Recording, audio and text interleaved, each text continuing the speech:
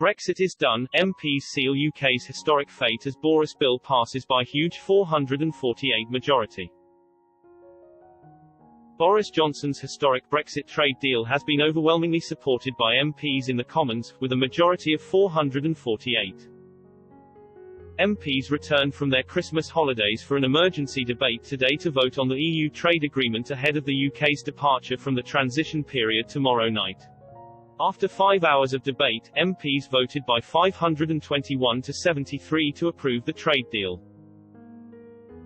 The trade agreement received the large support after both the Labour Party and the backbench Tory hardline Eurosceptics, the European Research Group, vowed to vote in favour of the deal.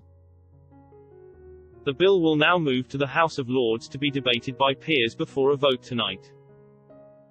If passed in both houses, it will be given royal assent and become law late tonight or in the early hours of tomorrow morning.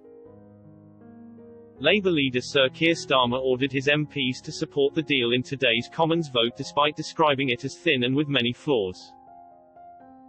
He added, "There's only one choice today, which is to vote for implementing this deal or to vote for no deal. Those that vote no, are voting for no deal. This is the nub of it, those voting no today want yes. They want others to save them from their own vote. Voting no, wanting yes, that's the truth of the situation and that's why my party has taken a different path." The SNP, Liberal Democrats, and DUP all voted against the deal. The Scottish National Party's Westminster leader, Ian Blackford, described the agreement as a bad Brexit deal, while the Lib Dem's Ed Davey said, "This deal will make British people poorer and British people less safe." The debate this morning was opened by the Prime Minister, who used his statement to praise the deal for opening a new chapter for the UK.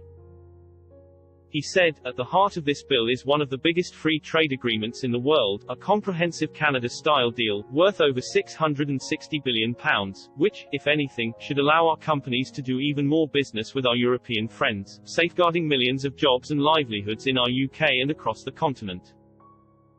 In less than 48 hours, we will leave the EU single market and the customs union, as we promised, and yet British exporters will not face a sudden thicket of trade barriers, but rather, for the first time in the history of EU agreements, zero tariffs and zero quotas."